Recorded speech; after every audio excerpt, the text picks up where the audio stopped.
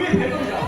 তোমার দিদিমণি যদি সত্যি আর বাড়ি ফিরে চলে যেতে চায়, তাহলে আমি নিজে তোমার দিদিমণিকে বাড়ি পৌঁছে দিয়ে আসবো। আচ্ছা ঠিক আছে ডাক্তারবাবু, আমি এক্ষুনি ভেতরে যাচ্ছি। তবে যাওয়ার সময় আমি আপনাকে একটা কথা বলে যাই ডাক্তারবাবু। দিদিমণির সঙ্গে মাথা ঠান্ডা করে কথা বলবেন।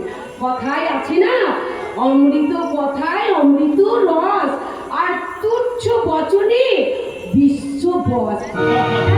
মনে রাখবেন ডাক্তারবাবু। আচ্ছা দিদি, আপনি কি সত্যি বাড়ি ছেড়ে চলে যেতে চান? হ্যাঁ। আচ্ছা বেশ, তাই হবে। তবে যাওয়ার আগে আপনাকে আমি কতগুলো প্রশ্ন করতে চাই। বেশ বলুন। আচ্ছা, আপনি তো অবিবাহিত, হ্যাঁ, তবে আপনার এই বেশ কেন? এটা আমার রুচি। রুচি নয়, যদি বলি এটা আমার শেফ। গৌতমবাবু, আলো দিদি, আমি জানি আপনার অতীত জীবনের সমস্ত ঘটনাটাই আমি জানি। কি জানি না কি আপনার আর সূর্যকান্তি আমার ভালোবাসার কথা। আপনার জন্মদিনে রাতে যেদিন আপনার বিয়ের দিন ফাইনাল হয়, সেদিন সূর্যকান্ত বাবুর অ্যাক্সিডেন্ট।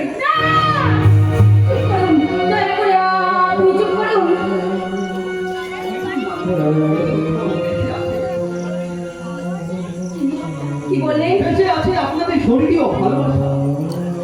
আপনি কি পারেন না অন্য কারোর মনে আরেকটা সূর্যকান্তি জন্ম দিতে? আপনি কি পারেন না অন্য কারোর হৃদয়ে আরেকটা ভালোবাসার জন্ম দিতে? জানো দিদি, জীবন একটা নদীর গতিপথের মতো। সেই নদীর গতিপথে যদি অসংখ্য বাধা বিঘ্ন এসে দাঁড়ায়, তাহলে নদী কি মাঝপথে গতি থামিয়ে দেয়? আলো দেবী, গৌতমবাবু, আমি বলছি আলো দেবী, আপনার জীবন নদীকে এভাবে মাঝপথে না থামিয়ে আপনি এগিয়ে চলুন খুশির মোহনায়।